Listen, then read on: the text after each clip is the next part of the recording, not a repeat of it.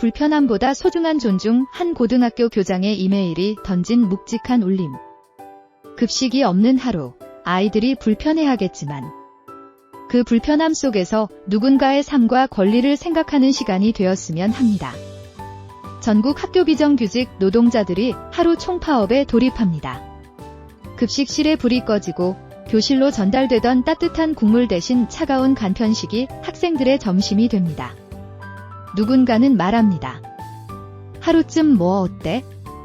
또 누군가는 아이들이 불쌍하다고도 합니다. 그러나 이 하루는 어떤 이들에게는 단순한 끼니의 문제가 아닙니다. 그것은 그들이 수년간 감내해온 존재의 투명함에 대한 작고도 절박한 외침입니다. 충청남도의 한 고등학교 교장이 교직원들에게 보낸 이메일 한 통이 이 파업을 바라보는 사람들의 시선을 바꾸고 있습니다. 겉보기엔 단순한 공지 메일이었지만 그 안엔 따뜻함과 존중, 그리고 한국 교육 현장이 놓치고 있던 깊은 반성이 담겨 있었습니다. A 교장은 이렇게 말문을 열었습니다. 우리 학교는 교육공무직 파업으로 인해 급식을 하지 않고 간편식으로 대체하게 됩니다. 불편하겠지만 파업에 참여하는 분들의 권리에 대한 존중도 필요하다고 생각합니다. 그리고 이어진 문장. 프랑스에는 똘레랑스, 탈러런스라는 시민정신이 있습니다. 그것은 단지 참는 것이 아닌 타인의 다른 의견과 삶의 방식을 존중하는 자세입니다. 나는 이번 파업이 그 똘레랑스의 정신이 교육 현장에서 구현되는 날이 되기를 바랍니다. 이 메일을 받은 교사들은 잠시 멈춰 서게 됐습니다. 급식의 부재로 인한 불편함은 현실이지만 그보다 더 오랫동안 목소리를 잃고 살아온 노동자들의 현실은 그날 하루만의 문제가 아니었기 때문입니다.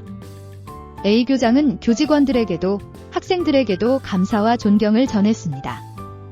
오늘 간편식 준비를 위해 애쓰는 홍 선생님, 최 선생님께 감사드리며 동시에 수년간 조용히 우리 학생들의 한 끼를 책임져온 모든 교육공무직 노동자들에게 깊은 감사와 존중을 전하고 싶습니다. 하지만 이 메일은 단지 따뜻한 말 한마디로 끝나지 않았습니다. A 교장은 오마이뉴스와의 통화에서 솔직한 속내를 털어놓았습니다. 사실 가장 걱정된 건 교사들이 아이들에게 왜 급식이 없냐고 말하며 파업을 부정적으로 표현할까 봐였어요. 그런 말 한마디가 누군가의 정당한 권리를 불편함으로 몰아갈 수 있다는 생각에 마음이 무거웠습니다. 그의 이런 우려는 결코 기우가 아닙니다. 그동안 학교 현장에서는 비정규직 노동자의 파업이 학생 피해라는 단어로만 해석되어 왔습니다. 불편을 주는 존재로 학생들의 학습권을 침해하는 이기적인 집단으로 프레임화된 것입니다. 그러나 정작 그들이 존재할 때는 아무도 이기적이지 않게 그들의 삶을 들여다보지 않았습니다. 그 메일은 SNS를 타고 퍼졌습니다. 충남교육청의 한 장학관이 자신의 페이스북에 내용을 공유했고 이를 본 수많은 학부모와 시민들이 댓글을 달았습니다. 교장 선생님의 말씀에 눈물이 났습니다. 우리가 잊고 있던 존중과 연대의 가치를 일깨워 주셨습니다. 충남 학교 비정규직 노동조합 관계자도 이를 전해 듣고 울컥한 감정을 감추지 못했습니다. 가슴이 먹먹했습니다.